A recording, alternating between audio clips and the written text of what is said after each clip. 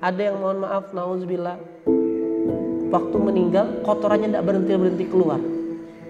Ada yang meninggal lidahnya kejulur dan tidak bisa ditutup. Ada yang meninggal betul surah Al-Anfal surah 8 ayat 50.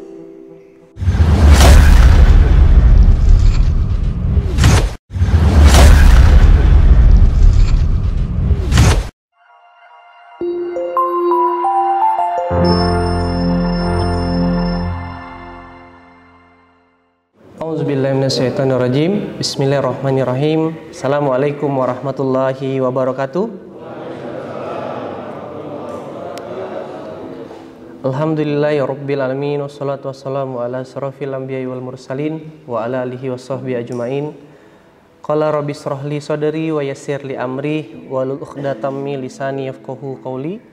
Asyhadu an la ilaha illallah wa asyhadu anna Muhammadar Rasulullah. Allahumma shalli ala sayyidina Muhammad wa ala ali sayyidina Muhammad.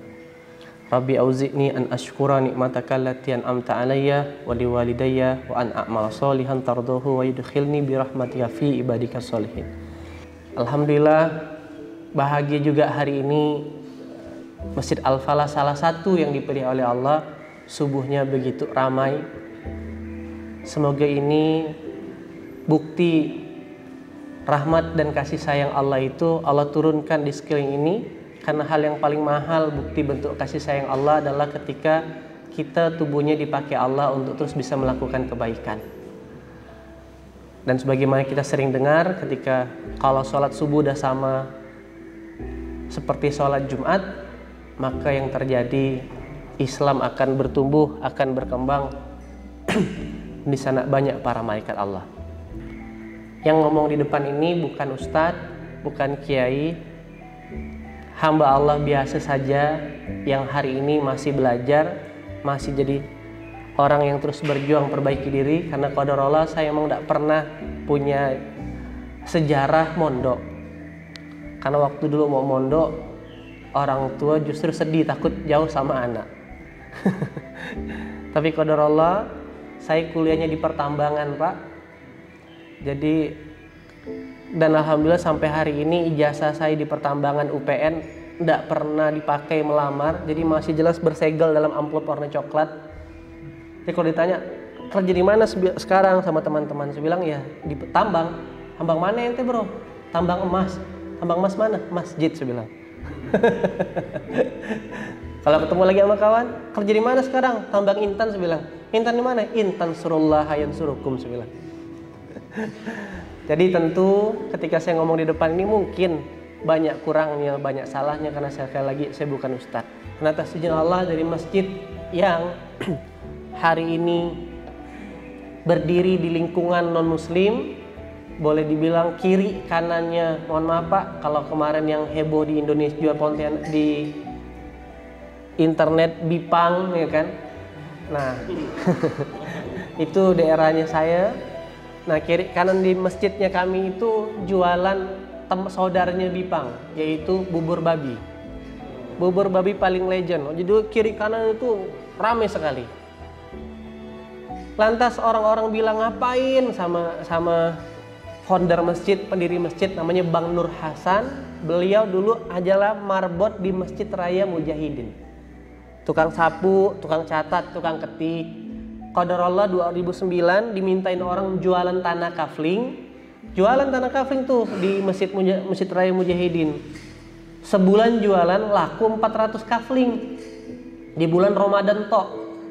Atas izin Allah dapat keuntungan 3,5 miliar secara personal. Harusnya uang 3M itu kan buat buat beli rumah, ganti mobil. Qadarullah, Allah lembutkan hatinya. Allah perjalankan lagi, justru 3,5 miliar digunakan untuk tijaroh, berniaga dengan Allah. Beliau bangun masjid. Nah, bangun masjid di tempat tadi karena itu bekas lahan orang tuanya. Lalu orang-orang pada mencibir, ngapain bangun masjid? Siapa mau sholat di situ? Kiri kanan non muslim. Betul-betul kalau nggak orang muslimnya cuma 3 orang. Qadar Allah memang berengawal bangun masjidnya. Beliau yang jemput jemaah. Jadi jemaah kalau mau sholat, mak-mak kalau mau pengajian itu dijemput dulu Pak, pakai minibus yang lagi ke situ baru jemput ustadznya. Setahun lah perjuangannya seperti itu. Dan hari ini atas izin Allah, masjid yang di dalam gang tadi, masjid yang kiri kanannya non muslim, masjid yang tadinya kalau kita kajian kiri kanan yang jalan tuh bebek, mohon maaf, peliharaan non muslim itu berjalan kiri kanan. Kini masjid ini punya pergerakan lebih daripada 81 kota dan 7 negara hari ini atas izin Allah. Dengan sebuah gerakan namanya gerakan infak beras yang mungkin ayahanda bunda pernah dengar. Kita sudah ada 81 kota dan kemarin update terakhir kita sudah mengirim beras ke 7 negara. Filipina, Thailand, Sudan, Mesir, Turki, sama Brunei Darussalam serta Malaysia. Kalau biasa kita ngirim TKI, TKW, sekarang kita ngirim beras. Nah, lantas apa yang saya mau ceritakan, ayah bunda, bapak ibu yang dirahmati Allah, sebagaimana saya tadi malam saya baru sampai, kebetulan ini kota terakhir yang saya singgahi, dari Surabaya jalan ke Malang, dari Malang ke Solo, Solo ke Jogja, Jogja Bandung sampai ke kota Bogor. Dan ini agenda dadakan, saya bilang ya udah apa-apa, selama itu masjid disuruh ngapain pun saya ikut gitu loh. Nah, maka sesuai dengan apa yang diminta sama teman-teman, kebetulan izin Bapak Ibu, terima kasih atas doa dan supportnya teman-teman di Rumah Quran Munzalan. Nah, saya cerita tentang strategi bagaimana membangun peradaban atau pemakmuran masjid. Sepertinya strategi ini, bahasan ini kayaknya sains gitu ya. Ini untuk orang-orang yang pelaku, praktisi dan sebagainya. Tapi sebenarnya banyak orang tidak paham bahwasannya, nah, sebelum saya berbicara tentang bagaimana kemakmuran masjid, bagaimana strategi dan sebagainya, saya mau cerita dulu satu hal, kenapa sih kita ini harus memakmurkan masjid? Betul? Nah, saya memulai dengan fitrah kehidupan manusia. Saya yakin dan percaya orang-orang di depan saya hari ini yang Allah sudah izinkan mendapatkan rezeki subuh, bangun subuh, atau mungkin tadi lebih awal bangunnya dapat rezeki qiyamul lail, adalah orang-orang yang sedang berjuang meraih ridho Allah, betul? Saya yakin orang-orang depan saya ini adalah orang-orang yang punya cita-cita, punya harapan juga untuk masuk surganya Allah, benar? Berapa orang yang ingin masuk surga? Masya Allah. Tahu syarat masuk surga, Pak? Hah? Oh, mati. Berarti dia orang dalam kalau itu. Tahu kunci jawaban. Saya tanya, syarat masuk surga apa? Taat, sholat, berbuat baik. Iya, itu semua betul. Tapi syarat yang paling utama mati dulu. Betul? Nah, jadi gini kalau saya boleh cerita. Ini kita, apapun profesi kita, latar belakang kita, kondisional kita hari ini, saya yakin dan sepakat semuanya sama-sama sedang merencanakan ingin masuk surga. Dan passwordnya adalah, pintunya namanya kematian, benar? Ada jalan lain selain kematian untuk masuk surga?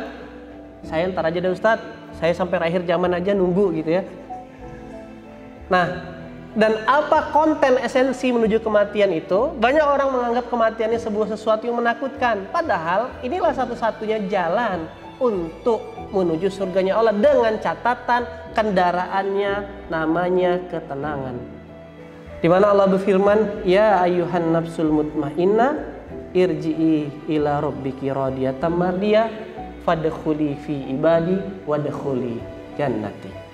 Wahai jiwa-jiwa yang tenang, kata Allah. Allah tidak katakan wahai jiwa-jiwa yang kaya, wahai jiwa-jiwa yang perkasa, wahai jiwa-jiwa yang bertahta. Tidak, Pak. Allah mengatakan jiwa-jiwa yang tenang. Kumpullah dengan jemaahku, dengan gerombolanku, dan masuklah ke surga dengan ridhoku. Ada golongan-golongan yang kata Allah panggil dianya. Kira-kira mau enggak sih orang semua rebutan masuk surga, kita malah dipanggil sama Allah, sini nak, sini, kamu DKM Masjid Al-Falah, kumpul sini, kamu kan yang tukang ajan, sini. Dan saya punya teman, Pak, yang kerja di ICCU.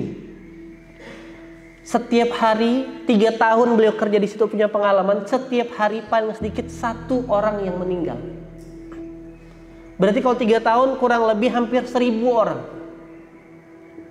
Yang membuat saya, Masya Allah, tabarakallah, terkaget-kaget. Dia nanya ke saya, Bang EN, tahu nggak dari 1.000 selama 3 tahun yang meninggal, kira-kira berapa orang lah yang Allah izinkan wafatnya bisa melafazkan la ilaha illallah? Saya tanya deh teman-teman Masjid Al-Falah, kira-kira dari 1.000 orang, probabilitasnya berapa orang lah yang berkesempatan melafazkan la ilaha illallah? Berapa? Berapa persen? 1%? Ada yang bilang waktu itu 500, 50%, 100, 200. Dan betul sekali jawabannya cuma 1%. Yaitu lebih tepatnya tidak lebih daripada 10 orang, Pak. Ini kisah nyata. Na'udzubillah. Betul lah kalau ternyata yang masuk surga itu golongannya sedikit. Dan betul lah kalau ayat Qur'annya mengatakan Qul huwallazi ansha'akum wa ja'ala lakumus sam'a wal absara wal afidah qalilan ma tashkurun. Dikasih mata, dikasih pendengaran, dikasih hati, tapi hanya sedikit yang bersyukur. Lebih banyaknya kufur, wajar. Nah, dia boleh bilang, apa 990-nya apa profesinya? 10 yang kebanyakan tuh tiba-tiba sium pingsan, tit, lalu teriak, meninggal.